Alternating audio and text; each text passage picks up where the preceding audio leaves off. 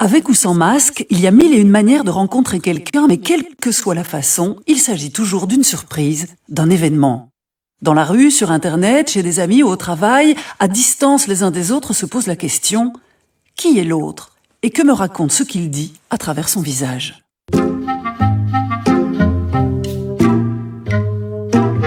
Il a vécu 90 ans. Il a traversé le XXe siècle et ses horreurs, il a connu l'hitlérisme, l'exil, l'humiliation, les stalags et la déportation. Il n'aimait pas que l'on dise qu'il était un philosophe juif, il préférait dire qu'il était un juif, par ailleurs philosophe. Livre après livre, Emmanuel Levinas a questionné cette énigme. En dehors du cadre de ce qu'impose la loi, qu'est-ce qui me lie aux autres et en quoi rencontrer quelqu'un n'est jamais futile mais en toute rigueur, est une expérience qui m'oblige, me met à nu et me désarme.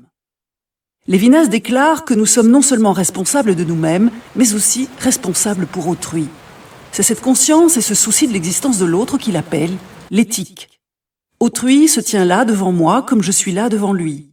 Ce que je vois de lui est d'abord un visage, et ce visage se donne à mon regard sous l'angle, dit-il, de la vulnérabilité.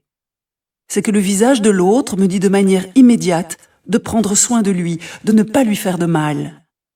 C'est cela le sens de la responsabilité pour autrui. C'est une asymétrie car je ne peux jamais préjuger de la façon dont se comportera l'autre face à moi. Mais moi, je lui dois ceci. La reconnaissance.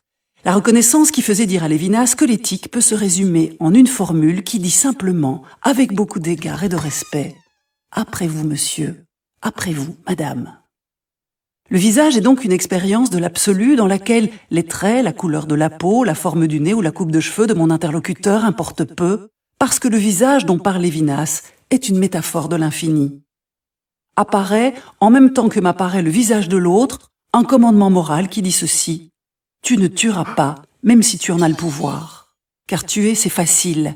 Il suffit pour cela de réduire l'autre à une dimension objective que je peux décrire, mesurer ou pointer du doigt en direction d'une religion, d'une origine, d'une langue, d'une orientation sexuelle ou d'une certaine façon d'avoir du goût ou de suivre une orientation politique.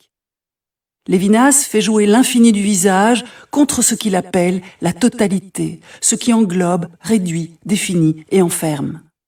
C'est pour cette raison qu'il déclarait avec un paradoxe qui donne à penser que la meilleure manière de rencontrer autrui, c'est de ne même pas remarquer la couleur de ses yeux.